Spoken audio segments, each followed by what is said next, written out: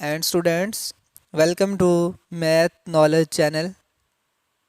दोस्तों, आज की इस वीडियो के अंदर MTH 100 असाइनमेंट नंबर 1 उसका जो सल्यूशन है वर्ड फाइल में मैं आप लोगों के साथ कंसेप्ट के साथ शेयर करने जा रहा हूँ। क्वेश्चन नंबर 1 हमारे पास था जी 1 minus 3 iota by 1 plus 2 iota का मॉड। तो अब मैं यहाँ पे आपको साथ साथ बताता भी जाऊँगा कि आपने कहाँ कहाँ पे कैसे कैसे चेंजिंग कर सकते हैं ताकि आप इसमें चेंजिंग करके किस तरह से पूरे नंबर ले सकें। तो क्वेश्चन ये हमारे पास मौजूद है। मैंने सबसे पहले इसे किया है जी रैशनलाइज। ठीक है, उसमें आप ये भी कह सकते हैं by using the rationalise method.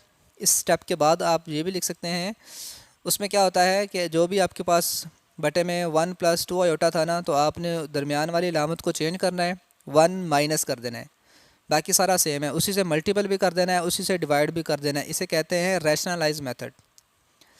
सो अब आप ऊपर हेडिंग भी दे सकते हैं जो मैंने कि यहाँ पे स्किप की हुई है।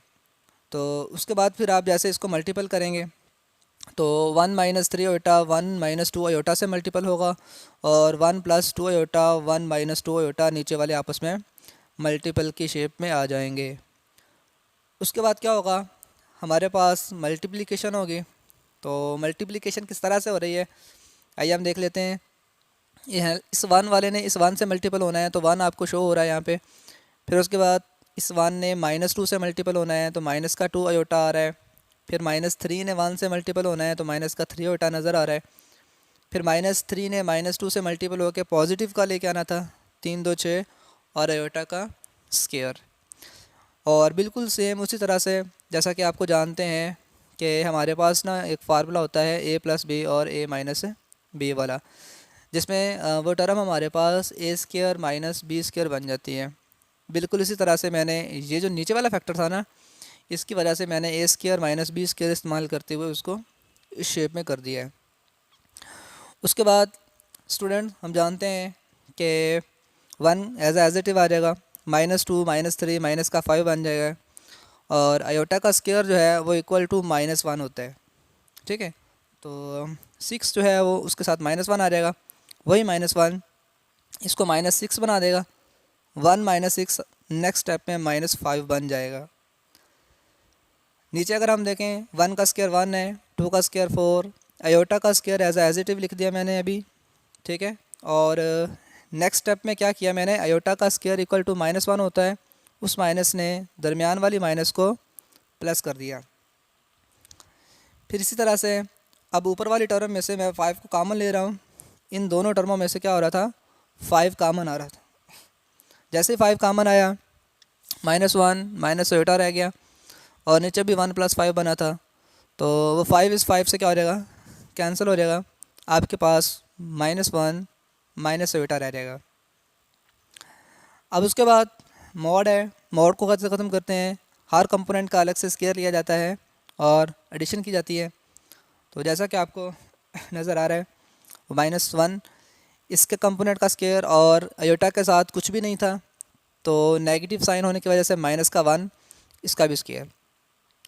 फिर दोनों के स्केयर को ऐड करेंगे, 1 + 1 स्क्वायर रूट ऑफ 2, जो कि आपका फाइनल आंसर होगा क्वेश्चन नंबर 1 का।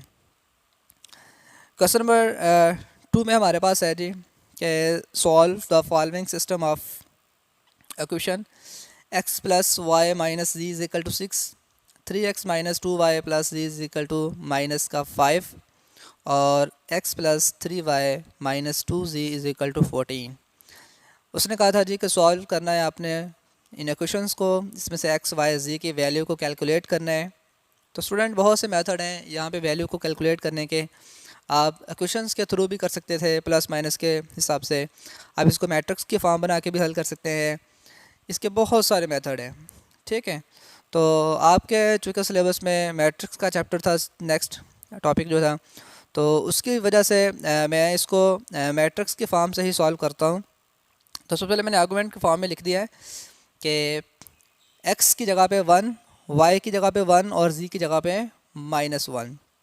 ठीक है, और 6 को मैंने एज आ 6 लिख दिया है।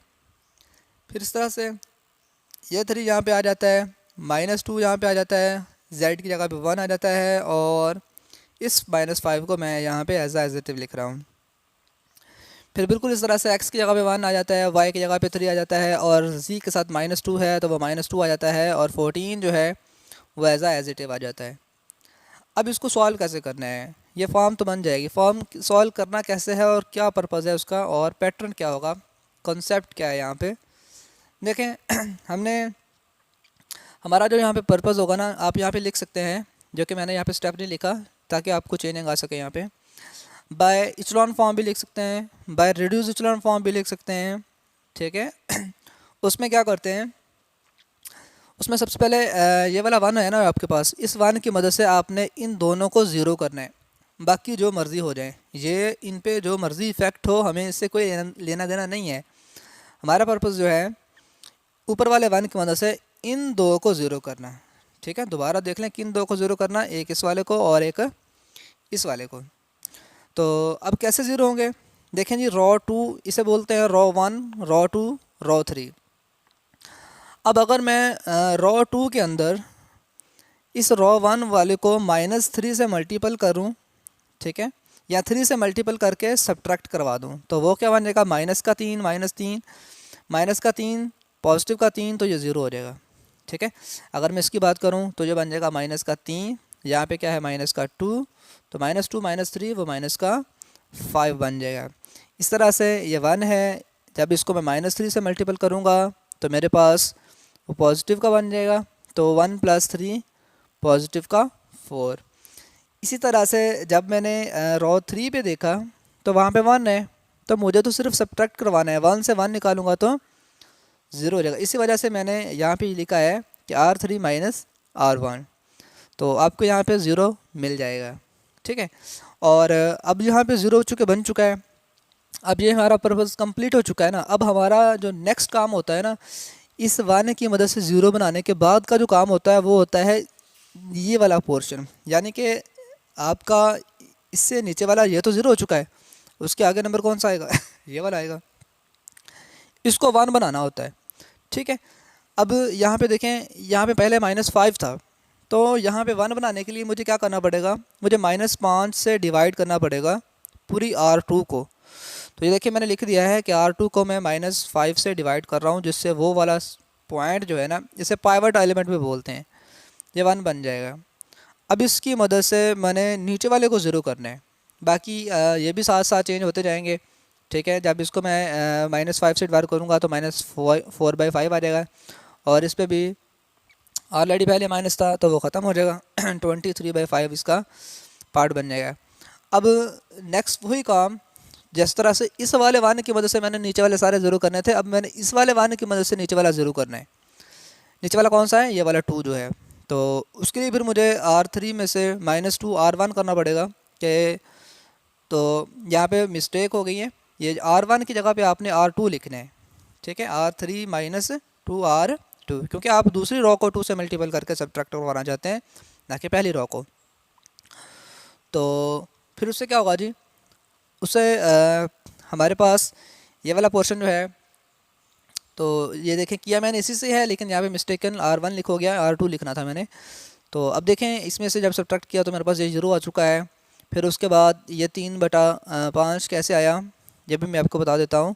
तो चूँकि मैंने कहा था कि -1 है, ठीक है, और -2 से जब मैं इसको मल्टीपल करूँगा तो वो बन जाएगा -2 -4, वो पॉजिटिव का 8/5 हो जाएंगे। अब जब इसका एलसीएम ले लेंगे ना आप, तो ये आपके पास बन जाएगा -5 + 8, तो -5 + 8 पॉजिटिव का 3/5, तो यही मैंने लिखा हुआ है यहाँ पे, ठीक है।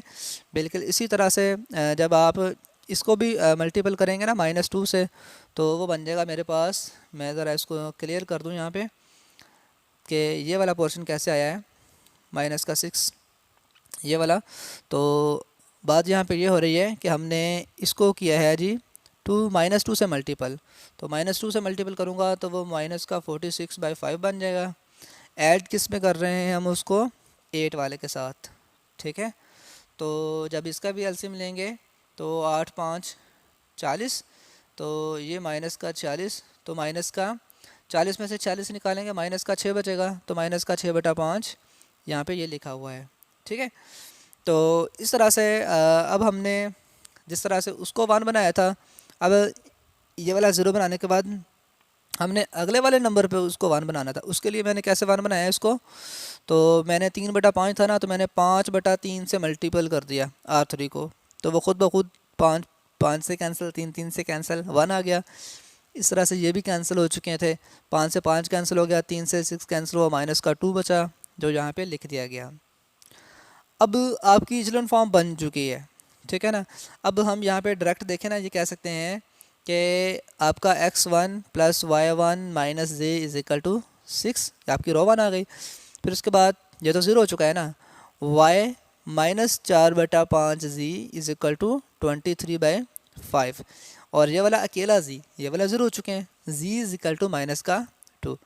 अब मकसद ये था कि जो हमने जितना भी सारा काम किया है उससे हमें ये हुआ है कि हमारा ये जो आंसर है ना, ये डायरेक्टली फाइंड हो चुका है, सही है। अब हमने इसी z की वैल्यू को पुट करना है मसावात नंबर 2 के साथ इसमें। तो यहाँ पे जब हम z की वैल्यू पुट करेंगे -2, तो वो बन जाएगा माइनस माइनस प्लस करके 8/5 बन जाएगा, ठीक है। और यही 8/5 उधर जाएगा तो सब्ट्रैक्ट हो जाएगा 23 से, तो 23 से जब सब्ट्रैक्ट होगा 8/5 तो क्या बन जाएगा हमारे पास, तो 23 - 8 15 आ जाएगा, 15 को 3 से करेंगे 3 बन जाएगा। तो जी ये y का आंसर हमने करेक्ट लिखा हुआ है। अब हमें y का आंसर भी मिल चुका है, z का आंसर भी मिल चुका है। अब हम मसवात नंबर 1 में जब इनकी वैल्यू पुट कर देंगे ना, तो हमें वहाँ पे x का भी आंसर मिल जाएगा जो कि 1 मिला है, ठीक है। तो आई होप कि आपने दोनों क्वेश्चंस को अच्छे से अटैम्प्ट कर लिया होगा, पिक कर लिया होगा। तो अगर फिर भी कोई प्रॉब्लम हो तो आप लाजमी कमेंट बॉक्स में पूछ सकते हैं। मिलते हैं इंशाल्लाह नेक्स्ट वीडियो के साथ, तब तक के लिए अल्लाह हाफिज़, ऑल द बेस्ट।